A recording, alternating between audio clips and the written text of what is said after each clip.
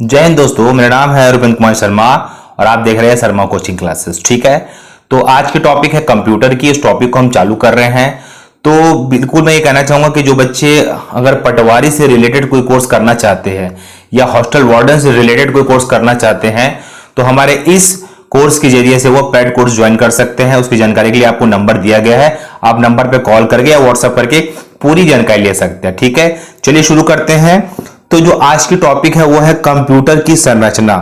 Computer की संरचना पे टॉपिक है। मैं कलर चेंज कर लेता हूं ताकि आप लोगों को और अच्छा लगे, है ना। तो आप देख रहे हो, आपको दिख रहा होगा कंप्यूटर की संरचना के बारे में। कंप्यूटर के सभी उपकरण, उनके संबंध को कंप्यूटर की संरचना कहते हैं। अब देखिए, जब हम तैयारी चालू करते हैं किसी भी एग्जाम का, तो हमको पता होना चाहिए कि हमको क्या पढ़ना है और क्या छोड़ना है और क्या एग्जाम में आता है। तो अगर हम कंप्यूटर की संरचना अगर पढ़ भी रहे हैं कि कंप्यूटर कैसे बना, तो हमारे लिए इंपॉर्टेंट है कि हमारे सीजी पटवारी या हॉस्टल वार्डन जैसे एग्जाम में आने वाला क्वेश्चन क्या है। हमको कंप्यूटर में एमएससी तो करना नहीं है, हमको सिर्फ समझना है। तो अगर आप देखेंगे तो कंप्यूटर की संरचना पे डिपेंड करता है इन सब चीजों का: इनपुट, मेमोरी, आउटपुट, सीपीयू और एएलयू। ठीक है, इसी से क्वेश्चन निकल के एग्जाम में आते हैं, न इससे बाहर आते हैं न इससे अंदर आते हैं, इसी से क्वेश्चन निकल के आते हैं। ठीक है, अब इसी के बारे में हम जानेंगे क्या होता है, कैसा होता है। अब देखते हैं इसके बारे में अंदर में हमारे पास क्या क्या है। जैसे कि आप आते हो, आपको दिख रहा होगा इनपुट यूनिट। ये इनपुट यूनिट क्या होता है? कोई भी चीज जो हम कंप्यूटर्स में करते हैं या कोई कमांड देते हैं, कुछ भी एक्शन करते हैं हमारे द्वारा, उसे इनपुट कहा जाता है। जो कंप्यूटर तो लेता है हमारी भाषा में, उसको मशीनरी भाषा में चेंज करके हमको आउटपुट हमारी भाषा में दे देता है, या तो हिंदी या तो इंग्लिश में। ठीक है, तो ये आपको जो हम विजुअल दिखा रहे हैं वो इस प्रकार आपको समझा रहे हैं कि आपको एग्जाम में क्या करना है और क्वेश्चन क्या आता है, उस पर डिपेंड हमारा पूरा सिलेबस है, जो कि पेड क्लास में हम देते हैं। डेमो क्लासेस है ये, ताकि आप लोग देखें अच्छे से करके। इसके बारे में समझाता हूं मैं हल्का सा, है ना, क्या होता है करके। चलिए, अगर आपको दिख रहा होगा, हाँ, यहां पे मैंने सेट कर दिया। कंप्यूटर का वह भाग जिसके माध्यम से कंप्यूटर को डेटा, प्रोग्राम, अनुदेश, निर्देश को भेजा जाता है ना। भेजना में बताया ना, हमारे द्वारा दिए जाना ही। माउस, कीबोर्ड, जैसे क्या क्या होता है इनपुट देने के प्रकार: mouse, keyboard, scanner, joystick, microphone, light pen, touch screen. ये सारे चीज आपके इनपुट डिवाइस में आते हैं। और यहीं से क्वेश्चन निकल के आता है कि इनपुट डिवाइस कौन सा है, इनमें से कौन सा इनपुट डिवाइस है। तो ये कुछ मुख्य इनपुट डिवाइस और भी है, तो ये कुछ मुख्य इनपुट डिवाइसों को आप अच्छे से याद रखिए। यहां से क्वेश्चन आता है, ऐसे लाइट पेन, टच पेन, है ना, जॉयस्टिक, है ना, यहां से क्वेश्चन आता है। तो ये जो क्वेश्चन आप देख रहे हैं अपने स्क्रीन पे, यहां से एग्जाम में क्वेश्चन देता है इनपुट डिवाइस से। तो टॉपिक आपको सिंपल समझना है। इनपुट क्या? हमारे द्वारा दिया गया कोई भी कमांड, चाहे हम उसको माउस से दे, कीबोर्ड से दे, जॉयस्टिक से दे, स्कैनर से दे, किसी से भी दे, वो एक इनपुट है और आउटपुट के रूप में हमें कुछ प्राप्त होता है। ठीक है, इसी क्लास को मैं आगे लेके चलता हूं। ठीक है, तो आगे आएंगे, देखेंगे, आपको दिख रहा होगा सेंट्रल प्रोसेसिंग यूनिट, सीपीयू। यही सब कुछ करता है सीपीयू। अगर आपने सीपीयू देखा होगा, क्योंकि मैंने पहले लेक्चर में आपको बता दिया कि सीपीयू क्या होता है।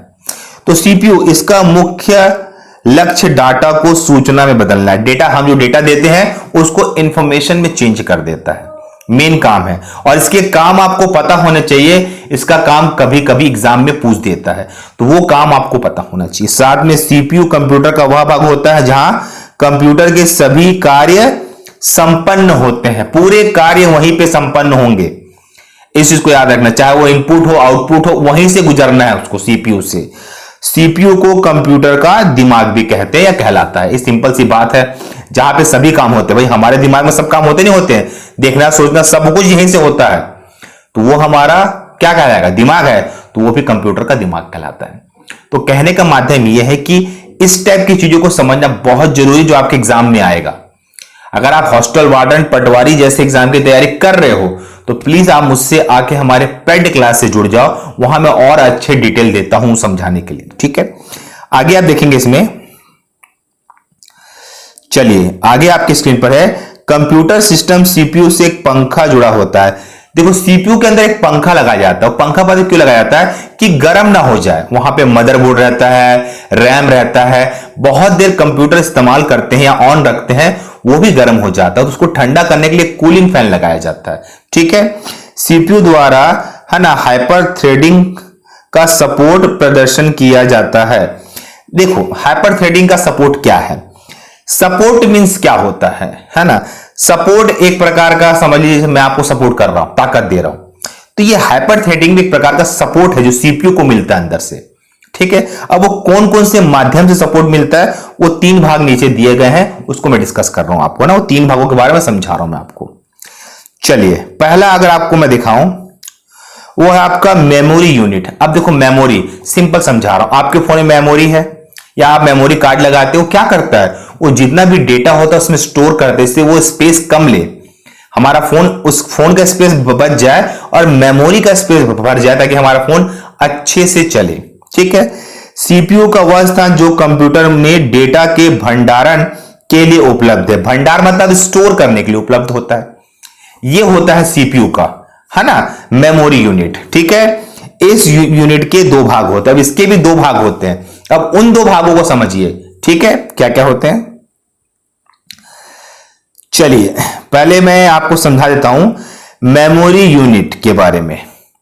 क्या क्या मेमोरी यूनिट होता है कि एक है प्राथमिक मेमोरी। देखो प्राथमिक मेमोरी, प्राथमिक मेमोरी में क्या क्या होता है देख लो, इसे आंतरिक या मुख्य मेमोरी भी कहते हैं। पहला पॉइंट ये है, आंतरिक और मेन मेमोरी होता है प्राथमिक है ना, प्राइमरी मेमोरी, यहां डेटा अस्थायी रूप से स्टोर किया जाता है, अस्थायी, स्थायी नहीं, अस्थायी रूप से स्टोर किया जाता है।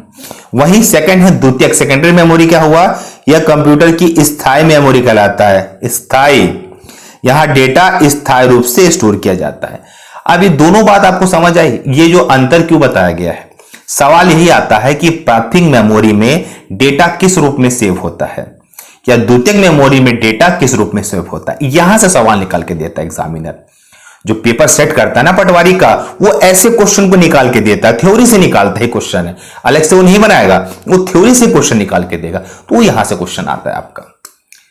ठीक है, तो अगर ये बात आपको समझ आ गई होगी तो क्लियर होगा यहां तक मेरे को लगता है, और जो बच्चा तैयारी करना चाहता है पटवारी का या हॉस्टल वार्डन का, उसको ये बात समझ आ रही होगी, तो वो मुझसे बिल्कुल सीधे जुड़ सकता है, बहुत ही मिनिमम। अभी हमारे यहाँ 50% का ऑफ भी चल रहा है, उस ऑफ के जरिए भी आप हमारी क्लासेस ले सकते हो घर बैठे। ठीक है, आगे चलते हैं।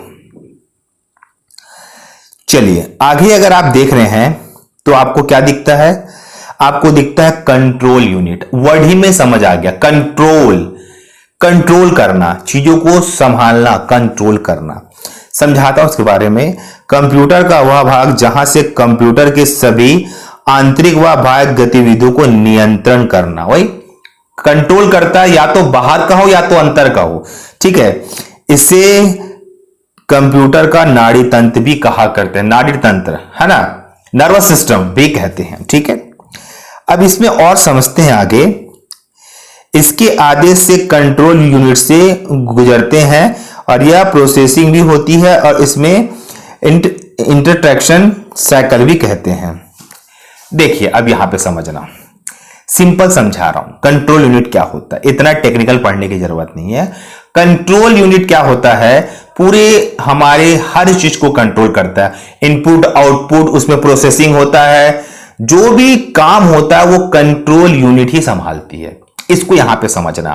ठीक है, जितना भी काम है कंट्रोल यूनिट के माध्यम से ही होता है, ऑल कंट्रोल होता है, जोड़ना घटाना गुणा भाग करना, जो भी करना, आप नेट चला रहे हो कुछ भी कर रहे हो, कंट्रोल यूनिट के माध्यम से ही इसे किया जाता है। ठीक है, अब कुछ ड्राइंग है समझाने के लिए आप लोगों के लिए, देख लीजिए, देख लीजिए। अब इस ड्राइंग को समझ लीजिए, आपको समझ आ जाएगा, पर ये अभी ये चीजें समझ नहीं आएंगी, कोडिंग डिकोडिंग, ये डिकोडिंग है, ये एक्सपेंशंस है, ये फेचिंग है, ये अब समझ नहीं आएगा आप लोगों को जो तैयारी कर रहे हैं। हाँ, जो कंप्यूटर वाले हैं उनको समझ आएगा, जो कंप्यूटर से एमएससी किए। तो मैं आप लोगों को एक सिंपल सी राय दे रहा हूं, इन चीजों को समझने की कोशिश ना कीजिए, एग्जाम में क्वेश्चन क्या बनाएगा वो मैं आपको निकाल के दूंगा, उतना ही पढ़िए, काफी है आप लोगों के लिए। ठीक है, आगे देखेंगे आप। चलिए, ये सीधा सीधा सवाल पूछा है, ALU का फुल फॉर्म क्या होता है किसी भी एग्जाम में? अर्थमेटिक लॉजिक यूनिट के नाम से हम इसको जानते हैं। सिंपल सिंपल सी बात है। CPU के इस भाग पर सभी मैथमेटिक्स और रीजनिंग गणितीय और तार्किकीय कार्य संपन्न होते हैं। सिंपल सी बात है, ये बातों को समझ आ गया। जहां भी मैथ्स का काम होगा उसको ALU के माध्यम से ही किया जाता है। तो चीजों को समझ आ रहा होगा आपको कि कहां पे कितना पढ़ना है। देखिए डेमो लेक्चर है, इतना अच्छा लग रहा है आप लोगों को, तो सोचिए हमारे पेड लेक्चर कितने आपको समझ आएंगे। ठीक है, आगे देखते हैं। चलिए आगे आपके पास है आउटपुट।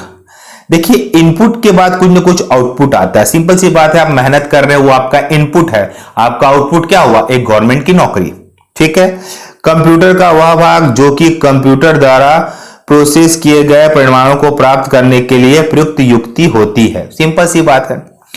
अब इसमें आपके एग्जांपल से सीधा सीधा आप याद कीजिए। इसमें एग्जांपल मॉनिटर, प्रिंटर, स्पीकर और प्लॉटर, ये कंप्यूटर के एग्जांपल्स है ना, आउटपुट के एग्जांपल्स है। पूछ देता है कि स्पीकर एक प्रकार का क्या है, तो आपको पता होना चाहिए वो एक आउटपुट डिवाइस है। प्लॉटर क्या है? वो एक आउटपुट डिवाइस है। पूरा बताऊंगा आगे जो क्लासेस होगी, पूरा इनपुट पे अलग होगी, आउटपुट पे अलग होगी, सीपीयू पे अलग होगी, कंट्रोल यूनिट पे अलग होगी, सभी अलग होगी। ये डेमो लेक्चर है आप लोगों को दिखाने के लिए कि हम क्लास कैसे लेते हैं। हमारी CGPSC की भी क्लास आ रही है, ऑथेंटिक क्लास लेते हैं, कोई तामझाम नहीं होता हमारे क्लासेस में, सीधा सीधा क्लास लिया जाता है।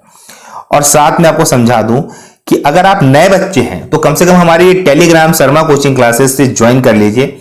वहां पे ज्वाइन करने में फायदा यह है कि आपको वीडियो लिंक्स आपको मिलते रहेंगे, और मेरे व्हाट्सएप नंबर से जिसको पेड क्लास भी ज्वाइन करना है या फ्री क्लास के बारे में जानकारी चाहिए, जो भी है इस नंबर से जरूर आ जाइए। इंस्टाग्राम में मुझे आप फॉलो भी कर सकते हो। तो बताने का तात्पर्य यह है कि आपको कंप्यूटर का हर वो चीज समझा देंगे हम, जो टेक्निकल है, नॉन टेक्निकल है, जो पहली बार पढ़ रहे हैं, आर्ट्स वाले हैं, बायो वाले हैं, कॉमर्स वाले हैं, जो कंप्यूटर के बारे में जानते भी नहीं, हम उतना ही बताएंगे जो एग्जाम में आएगा, ना उससे ज्यादा ना उससे कम। टेक्निकल शब्दों को सरल में समझाएंगे, एग्जाम में क्या बनाना है और क्या टिक करके आना है आपको। तो इसी के साथ मैं अपनी क्लास को यहां पे खत्म करता हूं। अच्छा लगा होगा तो लाइक जरूर कर दीजिए, जिसको भी अच्छा लग रहा होगा, और चैनल में होंगे सब्सक्राइब जरूर कीजिए। हमारी क्लास बहुत इंपॉर्टेंट है और जो हम आपको हमेशा देते रहते हैं। ओके, धन्यवाद, थैंक यू।